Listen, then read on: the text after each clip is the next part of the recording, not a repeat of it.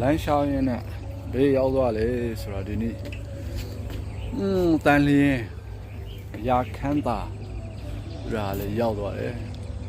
ဒီမှာကြတော့ဘာမှမရှိသေးပါဘူးဆိုင်ကားလေး10 နာရီမှဖွင့်တာပါ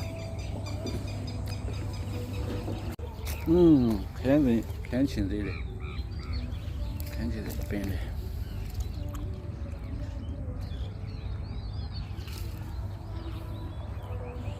ခန်းချင်သေးစိုက်ထားဘူးပင်လေးတယ်ဘူးဒီကတော့မရှိဘူးဘူးပင်လေးတယ်သေးသေးလေးတယ်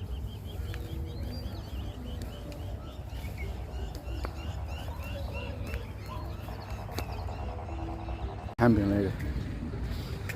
ထမ်းပင်လေးတယ်ထမ်းပင်ပေါက်စားလေး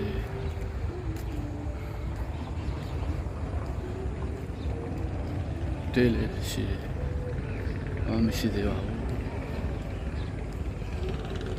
ဒီနေ့ရာသီဥတုရမ်းကောင်းနေပါတယ်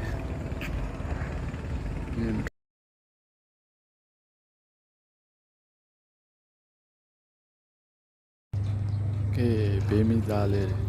မိသားစုလေးဒီခုနေကြတယ်ဒါဘိုးမြေဟုတ်ပါလားဘိုးမြေပါ